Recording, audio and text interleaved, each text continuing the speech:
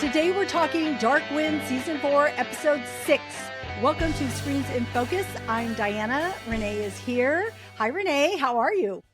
Hello, I'm doing well. I'm excited for this episode talk because it was a good one. It was. It continues to get better and better. So before we dig in, I want you to imagine living in 70s Los Angeles. Okay? What job would you be doing? I want you to think about that. And I want you to think about that, friends out there, because that is our question of the day that we will answer later on. I think that's a fun one. I can't wait. All right. So before we get to the episode, I want to talk about that toothbrush scene because Irene breaks into Joe's hotel room and goes through his bag, which my husband is like, don't smell his clothes. Don't smell his clothes because that's just going to be weird. But that's before we see the toothbrush. Yeah, the weird part. Yeah, exactly. When he picks up his toothbrush and then we see her brushing her teeth, I'm like, oh my gosh. It's all those scenes that you've seen in the comedies or wherever you see where people do weird things with their toothbrush. That is like the worst thing I could possibly think about. Such an invasion of privacy. What did you think about that moment when you saw it? Well, the whole thing, watching her rifle through his stuff was, of course, very interesting. You're watching like, what is she going to do next? Oh no, what's she going to do next? And it just gets worse. So yeah, but the toothbrush thing, it's just like, okay, she's got a very unhealthy attachment to this man. I don't understand it. But I'm excited to learn what her fixation with him is. Is it the power?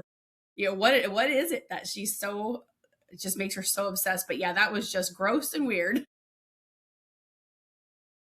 I mean, just everything. But I loved how Joe went across everything that she went across. Like he knows where her mind is going in some sense, right? And like he knew to look in that lamp to find that bug. And Burns, what is it? And he tells her, and I'm like, this is so pack your stuff. Yeah.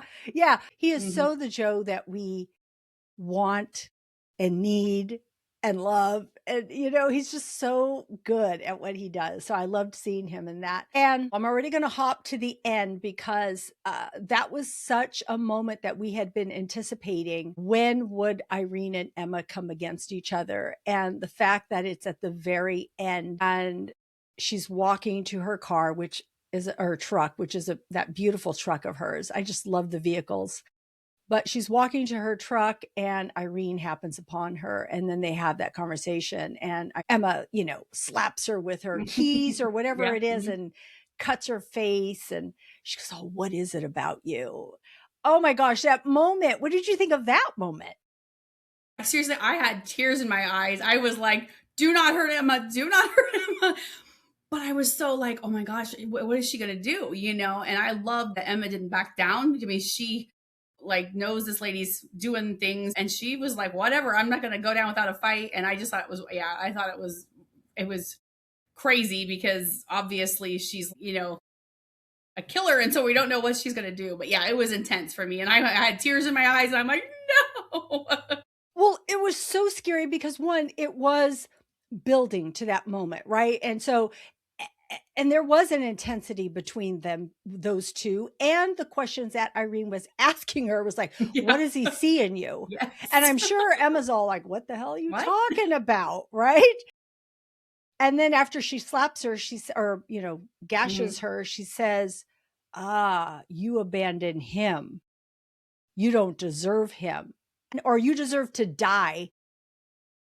It flashes away from that. We see Joe figure it out. And with him running, that's when I was like holding my breath. Because the fact that those were her last words and then Joe is running, I had chills and I was holding my breath. I'm like, oh God, please, please, please, please. If I was worried, I was so worried at that moment. I had no idea.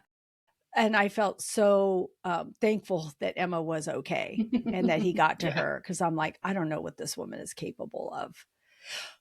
But at the same time, what just came to mind was, I wonder why she didn't do anything to Emma. Do you have any thoughts on that?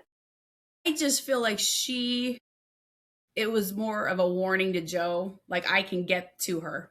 Like whatever happens next, remember I got this close to her. She, I got the cut to prove it, Yeah. like Yeah. that kind of thing. So that's what I feel. Just like she's just showing her power, showing what she can do. And, obviously she's got plans for him, but I think just to remind him when whatever happens next, that, that's, she can get that close to Emma. And so. Because I'm thinking she probably thinks, if I do something to her, then he's really going to get pissed. Mm-hmm. Yeah. Or maybe we can't play this game anymore. But I think you're right. It's because she has control. Because she didn't get, when Emma slashed her, I thought we might get more emotion out of her, and we didn't. So, which I'm glad. Yeah. I'm glad we the whole did. time Joe was running, I was like out loud sitting on the edge of my chair going, no, because I thought he was going to find her. I know. That's why I was so panicked. I think we were all panicked. So that scene was shot beautifully because of that. Because it was that anticipation of like, what are we going to see? And that almost makes me go back to the very beginning and throughout all of this, because there were so many intense moments here, so many action moments. So what stood out to you? What were highlights?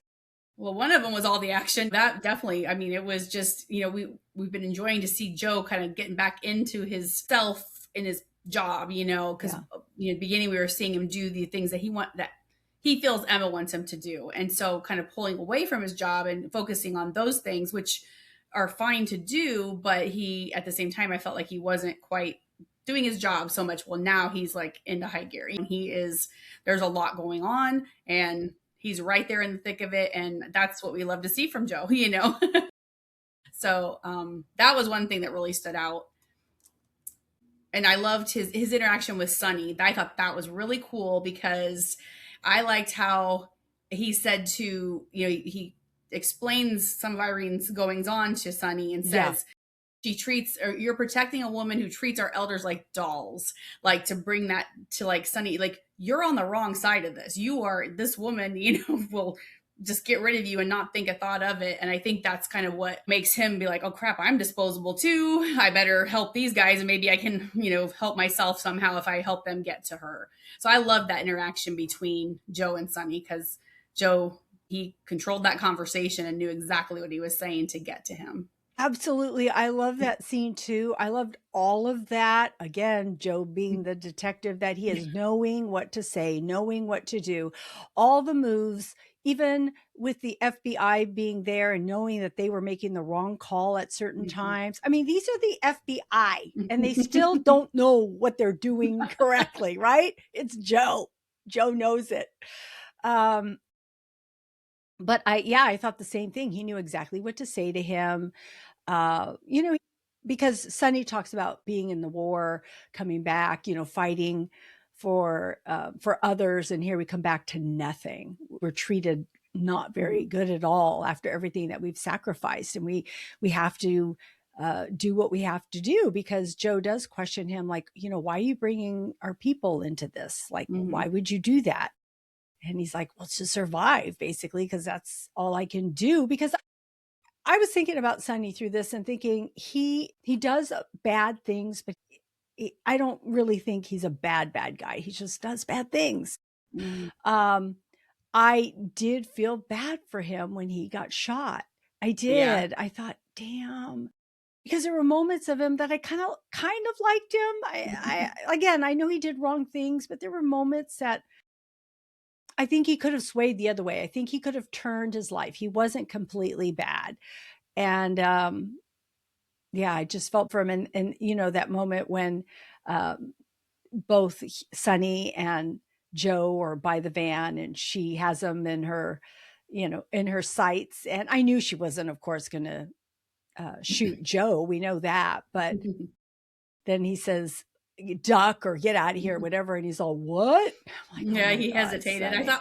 what a move that you are in the middle of all this crime stuff. You should know better. You just do whatever you know. Well, he did say we're like sitting ducks. We need to get out of here. We need to get out of here. So he knew more or less what it was. And he, I think, agreed with Joe on a lot of things, but of course he's going along with it because they need to, make the moves that they need to. But it was just that moment. And then of course Joe goes to grab him and pull him out of the way, and Irene gets him again. She's all, no. And then that phone call, the payphone call, when they want to talk to Joe, and she says, "This is all your fault. You made me do this." Yeah. What? Well, how did that? How is it his fault? Yeah. And just all of the scenes that we saw with all the action and all the running, and Joe running up to go see if she was where he saw her. And of course she's gone by then, but there was so much action in this. It really, and again, I know we've said this before, but I hate when it's over because it goes by so fast. And I even said to myself this time, why can't there be a 2-hour episode? Yeah. Why is it only 1 hour, or give me 90 minutes? So, I was loving all those moments that we saw. Were there any other highlights that stood out to you? Well, just that she's finally getting his medical attention, for Pete's sake. We've been watching the poor man, bleed out and do all these things. At least, I get the spiritual side. There's still, all the stuff going on, but at least his body is being healed finally, the poor thing. So, yeah. I don't recall, and you had mentioned this last week or the week before, about one wound was his, but we weren't sure about the others. But what was the one wound from? Why can't I remember when he first got hurt? Wasn't in the Death Hogan? Was it? I don't know. I can't remember. I guess that's what I was thinking, but now that you're saying that, I'm second guessing that whether that, or I'm not certain. I guess I just thought that's what it was. Because I kept thinking they were just in his head.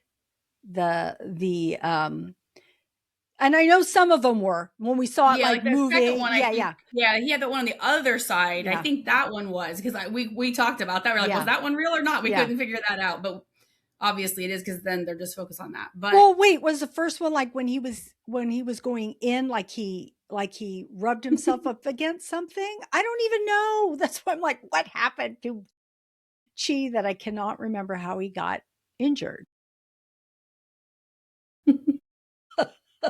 Somebody tell us how Chee got injured, because we don't recall. You're probably right. It probably was then. I just cannot remember specifically when he got hurt. And so when she sees it, yes, he's getting medical care for that. So, but that was good. Yeah. And Bern and Chee had some different things happen with them at the hotel room. Of course, he is like beside himself when we see Sonny brings her in. He's all, oh my gosh, no, not her. Don't do anything to her. And of course she sees that he's burning up, and we see how much they care about each other. But once he gets to the hospital,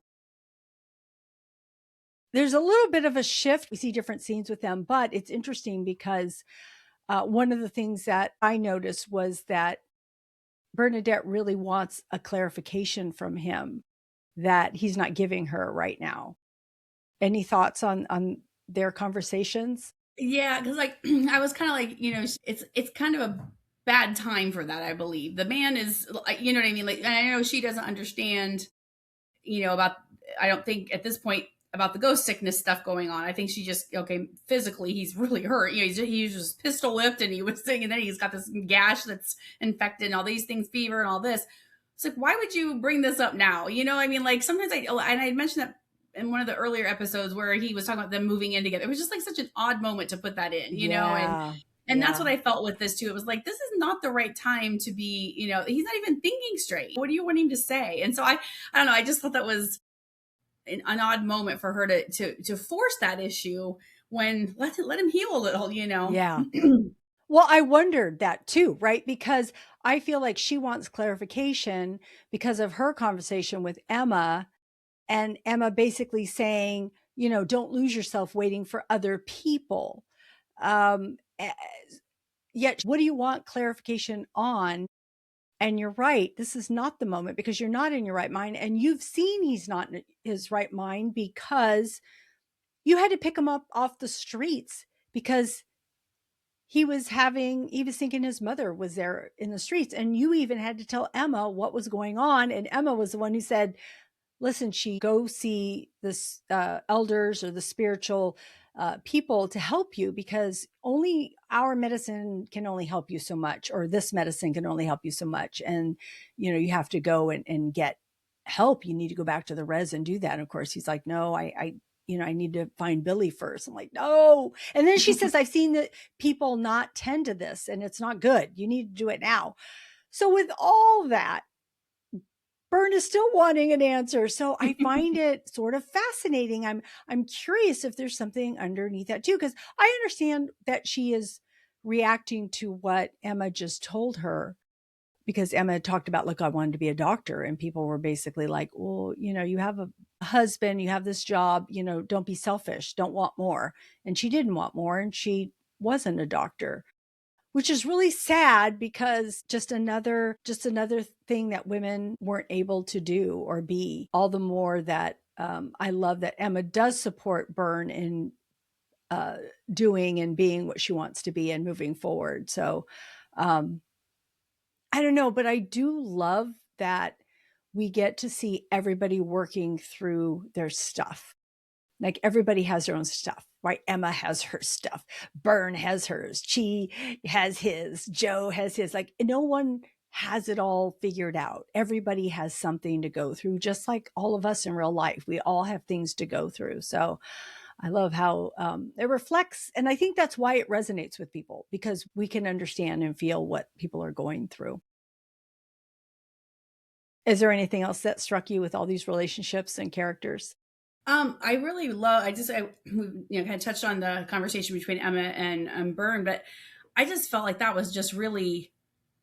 I want to say it was almost the best of the episode, just because of the, reading into it a little more, like showing, it reminds women how important it is to have a strong woman, another woman in your life that can tell you these things, that can help you see them from the other side, because you're so focused. Okay, this is what I feel. This is this. And she's, helping her, also reassuring her. And so I love that, once Bern shares that when she got back from the border, she had spiritual work to do. Yeah. And I love the quote that Emma said was, our ceremonies don't erase what happened, but they helped us carry it with us. And I thought, wow, what a neat thing to think about, even as people that like, I don't have like spiritual, well, I can't go to church, so maybe that, that's my whatever, but like to think about that stuff, like it doesn't ever go away, whatever your issue is, but these things that you rely on help you carry it, and I just thought that was so profound, and I really appreciated that, and just that conversation of that.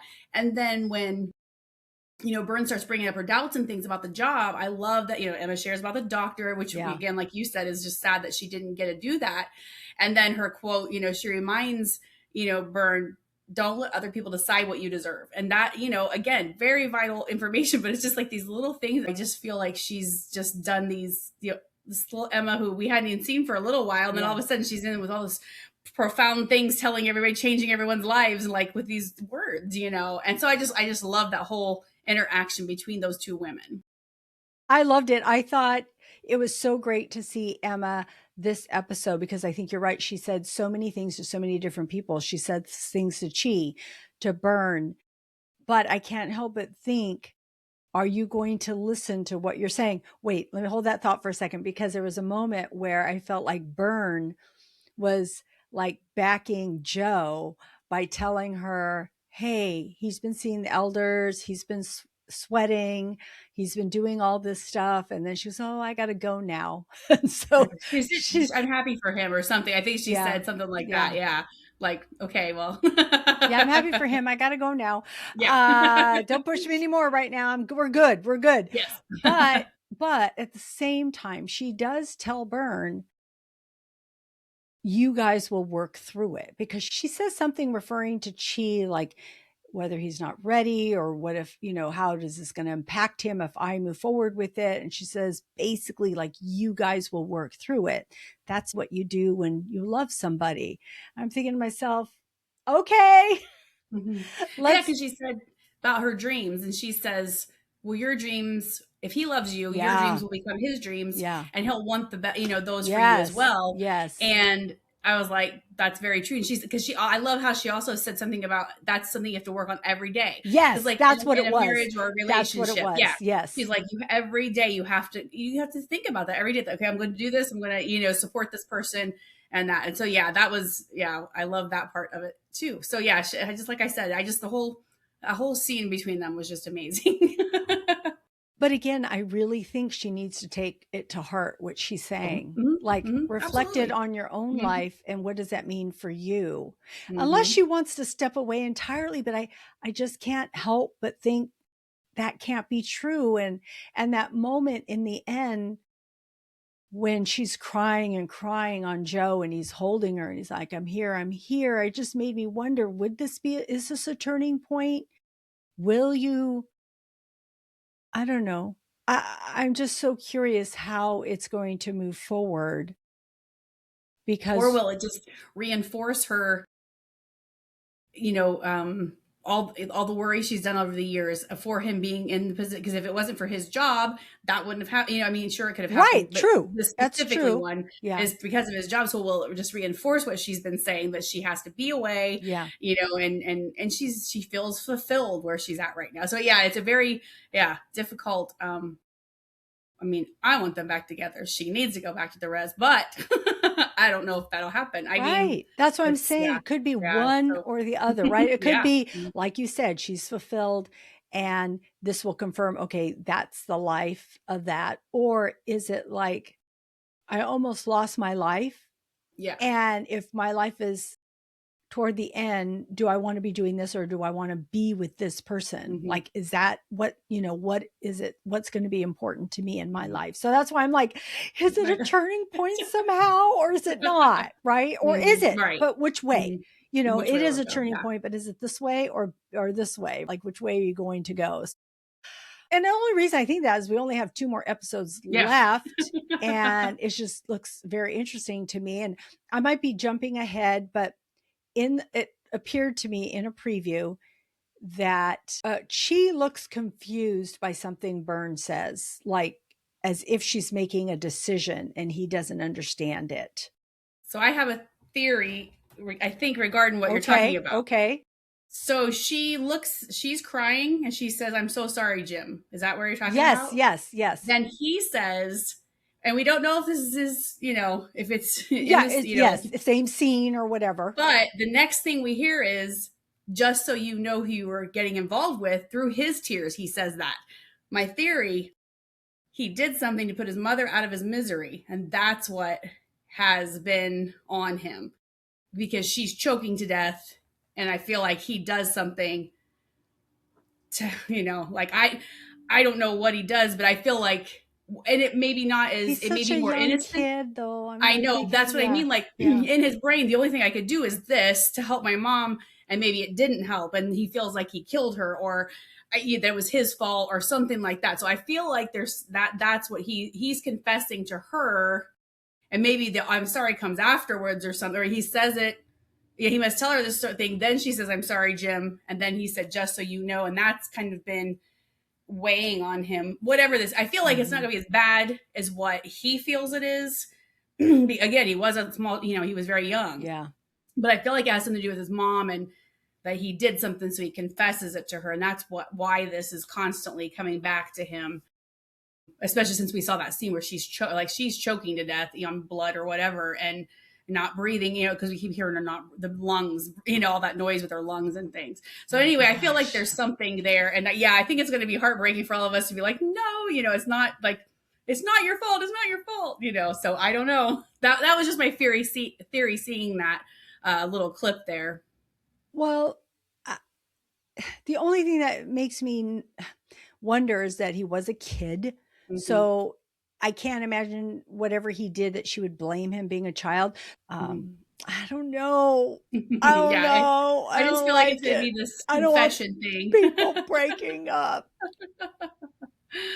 I did see a clip of both of them, and she was saying, you know, I had PTSD and I had to come back and deal with things, and now tables have turned, and he's dealing with trauma, and now I've got to help him.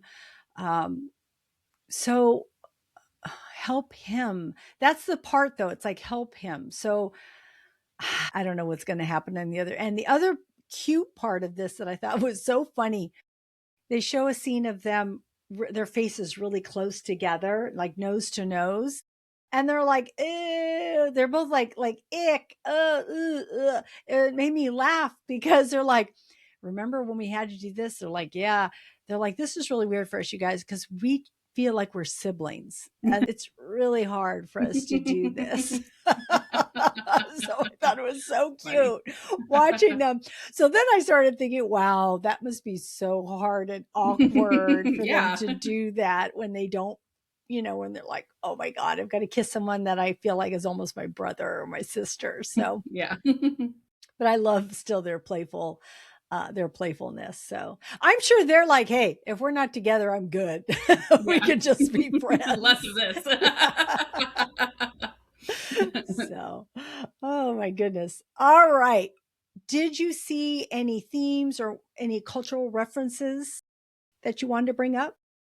Just the only thing I had was Emma's, you know, just her wise counsel to everyone, and it just shows how important that, you know, the elders and the older generation are to the younger generation who, you know, they may have lost sight of some of their rituals and their ceremonies and those type that are very important to their culture and things. And so I just like seeing that, and you know, just it makes a lot of sense. While you know, these wise people are there for those purposes to talk to. And in Chee's situation, like, go to the elders or the spiritual people and get the, you know, do what you need to do, because you know, this is our beliefs and you need to do this.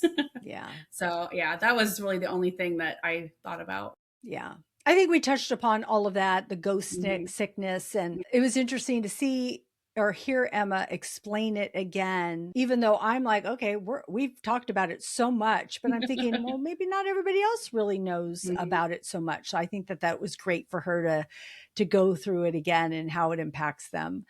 And yeah, and like you had mentioned earlier about the statement she had said, oh, the medicine here will only get you so far, and you need to go seek additional help. And that she has seen people not come to terms with it, and the impact that it has on them. The other theme that I wanted to talk about is control and chaos, because we do see Irene and her father here. And I feel like Irene is one way and her father is another, because her father is so um, out of control and violent. And I mean, he's choking her. And you know, and telling her like, you know, I'm the one in control here, but he's not the one in control there. She's the one who's in control. And it's interesting to watch their dynamics and wondering, oh, maybe this is why she is the way she is, because Yeah. of dealing with her father and her having to keep things under control, and just being more patient and kind of suppressing some of possibly her feelings. She doesn't seem to have a lot of empathy, except for maybe her father, um, and Joe at times, I guess. But he's so unstable, Mhm. and she's so calculating. So it's interesting to watch that dynamic. And when they go to the home to find a room for him, you and I had talked about, like, that was why she wants to make all this money. That is why she was asking McNair for the funds, because she wants to pay for her father's care, because he needs more, you know, more money than being in a bunker the Yeah. way he is. So finally she's going to be moving him, uh, you know, to a place with a pool and a cat and a cat. No cat. So worth mentioning, as we're talking about this place that she's putting her father in, when the guy at the home mentions the cost, it is Ocean View, $550. That is a lot of money in 1972. and it equates to $4,300 today. I wondered about that. I didn't didn't calculate or do anything, look online, but I wondered about that. Yeah, because it seemed like a lot of money in 1970.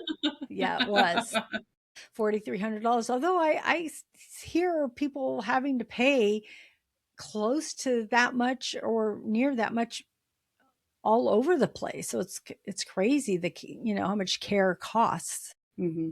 Also, we have to bring up the music that we listen to. I know one main song, there might have been other songs, but the one main song is Dr. My Eyes by Jackson Browne, when Sonny is beating Chee, of all things. But interesting choice if you go and listen to the lyrics there. Yeah, I thought it was a little foreshadowing for Sonny, because he talks about, just say if it's too late for me.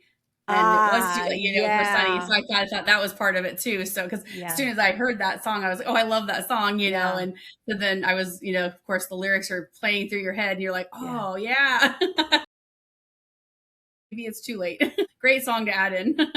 I love it. I know. I so look forward to hearing what they will play. And the music throughout the whole episode was so good. There was such an intensity through it all. Like Joe first gets there, and I do want to say, we had talked about how Joe put pieces of paper in his door to alert him as to if anybody broke into his house or his place, and Irene did, and the paper's on the ground, and so he sees it. So when he and Bern are going in, they know somebody's been there. But the music, I think we probably don't always listen to the music because we are just watching what's happening, but the music was so intense as he's walking up to the shower curtain to pull it to the side to see, if there's anyone in there. And of course we're like, oh, what's going to happen? And it did that periodically throughout the whole throughout the whole episode, seeing all of that. I was just thinking, I loved when Joe was looking through her van and he's feeling around, and then he feels something and he unclicks it and he opens up that bookcase or whatever you want to call it that's in her van, and behind you see all the knives and all the grenades there. So they're like, oh, she looks like she's ready for war. It's like, I think she is. I told you. Yeah, exactly. Yeah. Exactly. Listen to Joe. After Sonny died, you see the FBI agent like drinking his coffee, and they're all pointing, and they're all got the numbers on the ground. I'm like, his Sonny just died. And they're just like, oh, another day at the office, I'm like, damn you people. I'm curious, because I feel like these FBI maybe, I don't know, maybe that's how they were in the 70s. I don't know. I was too little to know what an FBI person was. But anyway, like, were they that bumbling, some of them? I just felt like they're portrayed, and maybe it's just to make Joe look better, they're portrayed kind of like not so good at their jobs or whatever. I don't know, but I've got that feeling throughout this season. I was like, because I don't remember that. And we've had FBI agents in other seasons, and I don't remember those being so much like that. So maybe well, Chee was with the FBI too. Yeah, exactly. So I think it's just like any profession, right? You have some that do it well and some that don't. Yeah.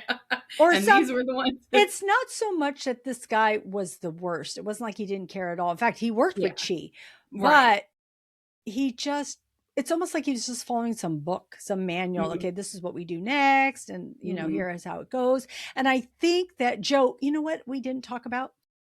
I feel like Joe really felt responsible for what happened to Sonny, even though it wasn't his fault. It was Irene's fault. But he even tells Bernadette, like, damn, I screwed up. Like, but he is not the one who wanted to go out there. He said to the FBI guy, hey, we shouldn't do this. We shouldn't do it this way. He said, your men aren't in place. And he's trying to tell everybody, this is not ready. Yeah. And they still went through all of that. And again, I felt like Sonny did put himself out on the line. He was trying to help, and then he ends up getting shot. So I just felt bad. I felt bad for him. Yeah.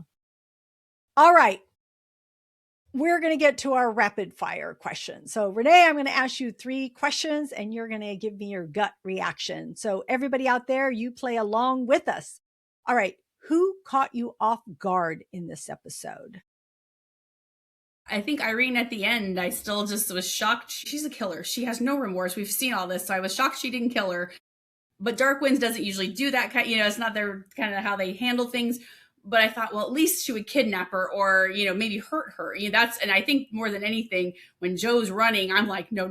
I expected to see her laid out on the ground, blood all over, and just hurt. So that was, to me, it was, shocking that she didn't, until I thought about it more later. Then I was like, okay, this is a warning to Joe. But yeah, so I think that was probably the most shocking. What caught me off guard? I am going to say, I'm going to say Emma, because I'm glad that she struck Irene, but I think it surprised me. I don't think I was expecting it from her, and just the way that she yelled and got her in the face. I'm glad she did it, but I'm like, oh, I wasn't expecting that. So yeah, I would say Emma. All right. What 70s visual detail caught your attention? I think just like the hotels and stuff, like we always want these big rooms now and these, suites with the separate room and this, so the simplicity of the hotel rooms and things. And I know there's still hotels like that, but yeah, I think personally, I'm kind of pampered when we go to the nicer one. So I just it was just like the way they're laid out and very simple compared to a lot of hotels in today's world. I love the 70s, so much of the 70s stuff. Okay, one thing was the phone. The phone was like a teal or a green, a blue, or I don't know what color it was. It was a very bright color. There was green cabinets. I just love all the colors, the outfits. Of course, I noticed Bernadette's outfits again. I love the little strings on her shirt. I love the vehicles. Yeah. I mean, Emma's truck, and then Sonny's. I don't know if it was Sonny's car or if it's Joe's car, but they came in that car, and I'm like, that's a cool car. So I know I said a lot of details, but sorry, I couldn't help it because there's a lot of details. They all stuck out to me. I loved them all. All right. Who do you think is taking the next shot? So I feel like, we're building to a Irene and Joe showdown. And I feel like Irene made her move with Emma. It's Joe's turn. So I feel like Joe is something. I don't know what, but I just feel like it's Joe's turn. I know, but I'm thinking there's 2 more episodes. I know. So I'm thinking Joe too, but then I'm like, okay, no, wait. But then something else in there maybe. But they could just hurt somebody too with that shot, right? Because Billy's going to come into this next episode for sure. So I'm thinking and they're all in that room. So it makes me feel like, go ahead. What were you going to say? Billy? Well, I just was thinking in the trailer, Billy is in like a closet with a gun and Irene's walking past her. So maybe Billy maybe it's Billy, So I'm thinking, I'm thinking maybe something with Billy, but I'm not exactly sure what. And we haven't seen Leroy. Who knows if we'll ever see Leroy. Yeah, that's what I read that someone, I don't know, posted it. They're like, is he even cast? I mean, do we know is this going to be? So yeah, that'll be so. Yeah, so maybe Billy then. Yeah.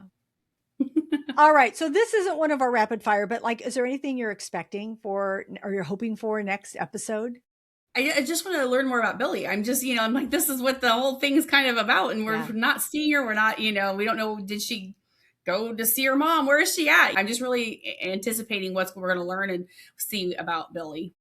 That'll be so interesting. But I really want to see what's going to happen between Chee and Bernadette. It's like going to kill me. Like, I'm like, what's going to be revealed? What's going to happen with Chee? Is he going to, because how is he going to get over things if he's not at the res? Like, how is he going to get through this ghost sickness in the next 2 episodes? And Emma does tell him, if you don't take care of yourself, this could jeopardize everybody else. So you need to take care of yourself. So I'm really anticipating what that's going to be and how that's going to happen. I don't know, but I know. so much in the next 2 episodes. They're going to go by way too fast, and I don't like it. For sure.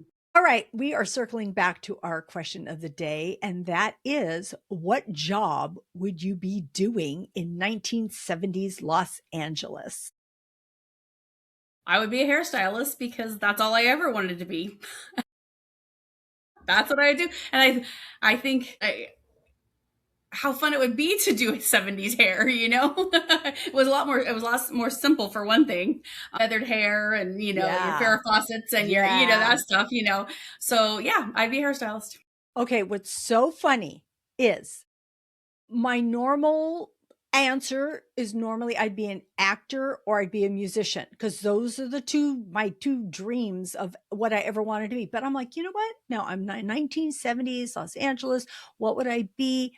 I said the same thing, a hairstylist. And so I think that's so funny that we're both going to be hairstylists in 1970s. We'll just open a shop together in the 70s. It's fine. As I'm working either with my guitar or trying to audition for something, movies.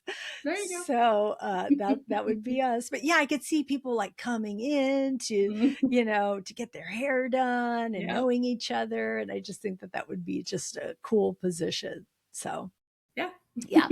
All right, friends out there, what about you? What would be your job? What would you be doing in 1970s Los Angeles? We would love to know. You can leave us a comment wherever you're watching us or listening. You can get to all of our social media at screensinfocus.com. You can even call us, because we would love it if you did that. You can reach us at 669-223-8542. That is in our show notes, along with our website link. So please do that, because we would love to hear from you. That's a wrap up of Dark Winds episode 6. Come back for episode 7, where we're going to break it down, but don't leave us yet, because we do have TV and movie recommendations for you. So Renee, please share with us what you have been watching.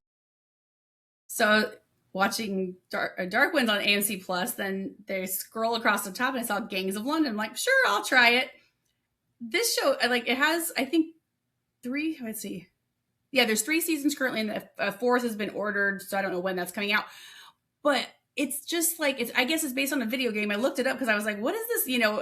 Just looking at, I always like to look that stuff up. And so it's based on the same titled video game, and it follows rival gangs in modern day London and all this kind of thing. So it's just all these different groups and all this stuff. But it's really good, and it's crazily brutal. Like, you cannot believe some of the action and the murders and the all these things. It's like, oh my gosh, it's just, so you have to have a strong stomach for some of this stuff. But yeah, I'm really, the first season, I'm just probably maybe 3 or 4 episodes in, but you're already feeling that.